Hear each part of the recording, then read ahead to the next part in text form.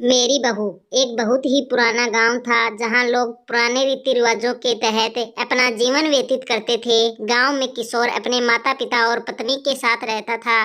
किशोर की पत्नी शीतल शहर की पढ़ी लिखी लड़की थी, इसलिए उसे गांव के रीति रिवाजों में ज्यादा दिलचस्पी नहीं थी। फिर भी उसे परंपराओं के अनुसार गांव के लोगों के सामने सर ढककर रखना पड़ता था। कुछ दिनों तक तो शीतल ने बड़े बुजुर्गों की मर्यादा रखते हुए यह बर्दाश्त किया, लेकिन जब उसे लगातार पर्दे में रहने से घुटन होने लगी तो उसने अपने पति किशोर से शहर जाने की बात कही। किशोर गांव में ही पला बड़ा था, इसलिए उसे शहर जाने में कोई रुचि नहीं थी। उसने अपनी पत्नी को समझाते हुए कहा, यहाँ हमारा पूरा परिवार है और हम इसे छोड़कर नहीं जा सकते। तुम्हें यहाँ रहने में क्या परेशानी है? शीतल ने किशोर से खुलकर अपने दिल की बात कह दी। बस फिर क्या था, वह अपनी पत्नी से नाराज हो गया और जोर जोर से चिल्लाने लगा। किशोर की आवाज सुनकर उसके माता पिता भी कमरे के अंदर आ गए और जैसे ही उन्हें सारा मामला पता चला तो उन्होंने भी अपनी बहू को बुरा भला कहना शुरू कर दिया। सारे परिवार की बातें सुनकर शीतल की आंखों में आंसू आ गए। शीतल को समझ में नहीं आ रहा था कि वह अपने पति को कैसे समझाए। इस घटना के कुछ महीने गुजरने के बाद एक दिन शीतल सुबह होते ही बिना किसी से कुछ कहे घर से निकल जाती है। काफी दूर पैदल चलने से उसे थकान महसूस होने लगती है, इसलिए वह एक सुनसान जगह पर जाकर बैठ जाती है। घर पर जैसे ही किशोर को पता चलता है कि उसकी पत्नी कहीं चली गई तो वह सारे गांव में शीतल को ढूंढने निकल जाता है। किशोर गांव के चारों तरफ जोर जोर से आवाज लगाते हुए अपनी पत्नी को खोज रहा था। जब वह कहीं दिखाई नहीं दी तो सभी की चिंताएं बढ़ने लगी, लेकिन इसी बीच एक बुजुर्ग व्यक्ति गांव वालों से आकर बताता है कि इस गांव की एक महिला रास्ते में एक सुनसान जगह पर अकेली बैठी है। यह सुनते ही किशोर तुरंत उसी तरफ दौड़ लगा देता है। किशोर को भागता देख गांव के लोग भी उसके पीछे भागने लगते हैं।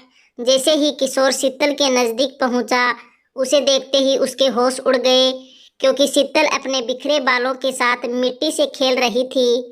शीतल को ऐसी स्थिति में देख गांव वालों को लगा जरूर यह कोई भूत बला है जो शीतल के पीछे पड़ गई है।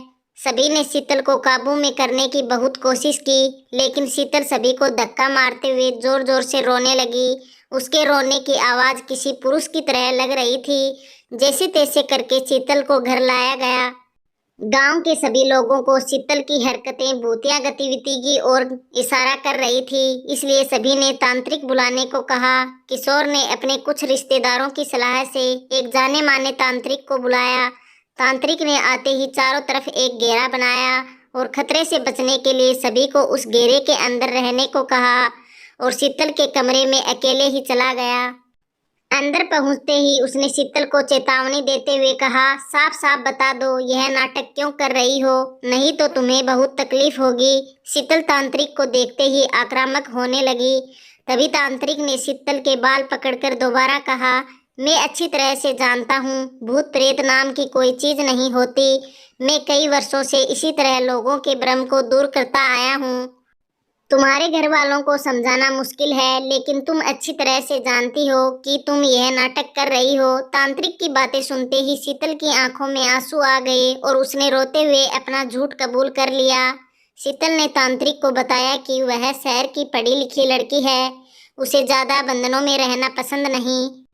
उसने कई बार अपने पति से यहाँ से दूर चलने को कहा, लेकिन जब वह नहीं माने तो मजबूरी में आकर उसने चुड़ैल चढ़ाने का नाटक किया ताकि वह अपने मन मुताबिक जी सके।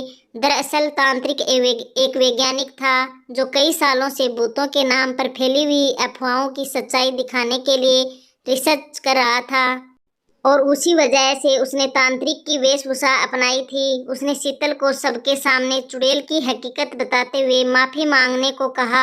जैसे ही गांव वालों को पता चला कि शीतल अपने परिवार के सामने सिर ढकने के से बचने के लिए चुड़ैल का ड्रामा कर रही थी, तो उन्हें आज से पहले गांव में हुई सभी भूतिया घटनाओं पर संदेह होने लगा। तांत्रिक के समझाने पर शीतल के घर वालों ने उसे उसके पति के साथ शहर जाने की इजाजत दे दी। तांत्रिक की वैज्ञानिक सोच ने लोगों में भूतों के प्रति फैले अंधविश्वास को गहरी चोट दी थी, लेकिन यह तो सिर्फ एक शुरुआत थी और इसी के साथ यह कहानी खत्म हो जाती है। तो दोस्तों हमारी आज की कहानी कैसी लगी? अगर कहानी पसंद आई है तो लाइक, कमेंट, शेयर और चैनल को सब्सक्राइब जरूर कर लीजिए।